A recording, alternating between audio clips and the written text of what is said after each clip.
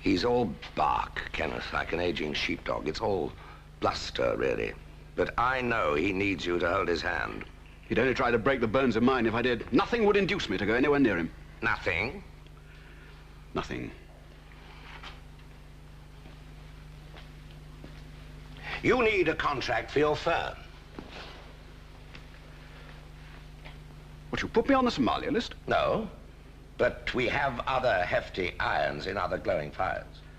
No, I'd sooner end up in Carey Street. Well, I hope you'll feel the same when the official receiver hunts you out of your cozy suburb and you have to take digs in the Cromwell Road.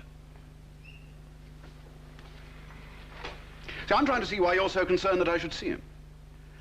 I suppose it makes you feel superior. Not much.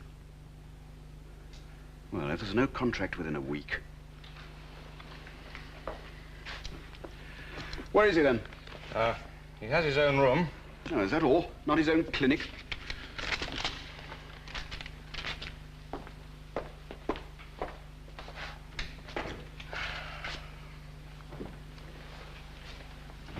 Your ex-partner is beginning to flex his tiny muscles down. You better buy him a chest expander for his next birthday.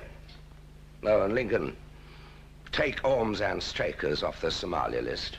Oh, glad to see you're playing safe, John, for once. He took the bait, you think? What bait? When you've got him no contract a week from now, he'll use his reunion with Caswell to mention your future interests with Strakers and Ormes. Caswell will report it to the Foreign Secretary, by which time neither Strakers nor Ormes are on your list. And Caswell will be seen to be so hopelessly out of touch that we'll need a new minister. In 10 years' time, you'll be the most devious in the game. So, Sir John Wilder for minister, eh? Oh, no. No, Don. Not me. You won't catch me towing party lines. It occurs to me I might reinforce the point to Kenneth. Well, it'll do no harm at all. Do it with your usual tongue-in-cheek integrity, Lincoln.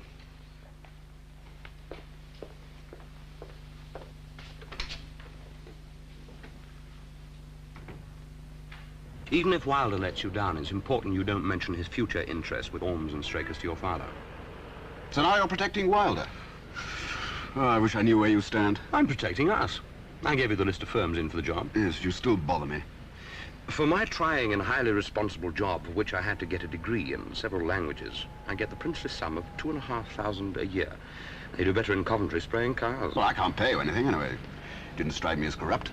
Corrupt nothing. Normally and increasingly ambitious. You can't work with Wilder and not begin to wonder what life's about. What you're doing on a slum dweller's salary and a career subject to the whims of old bureaucrats with piles. I'll try to stay with you. If I stay on in the diplomatic service, I might, with luck and fair reporting on my work, be an ambassador who matters at 55. But I'm a born climber. And some of my superiors distrust such a tendency. They prefer you to creep up the backsides of mountains like Philby. I'm different.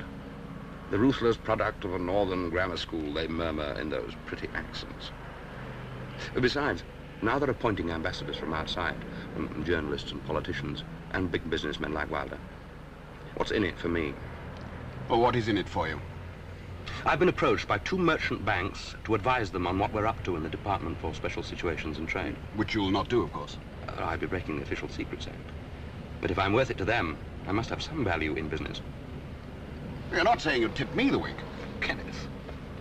There's another firm on the Somalia list, Frinton's. Yeah, they're not all that big. They're looking for growth.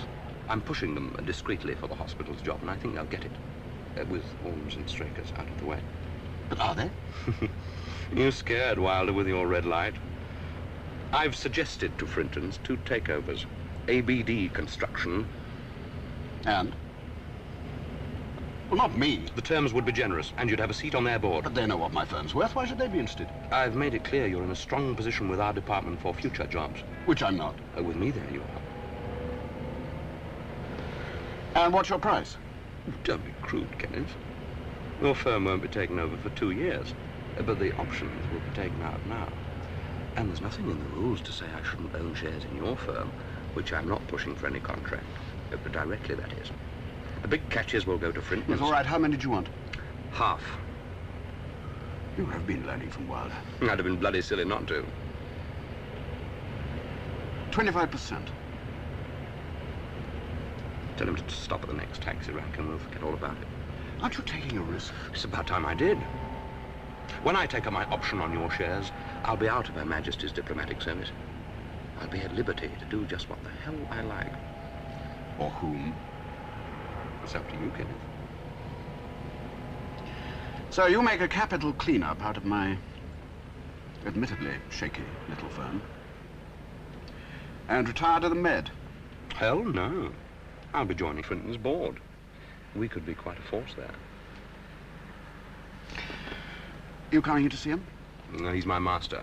Down the line, officials don't burst in uninvited on sick ministers. Do you mind if he takes me back? Not at all.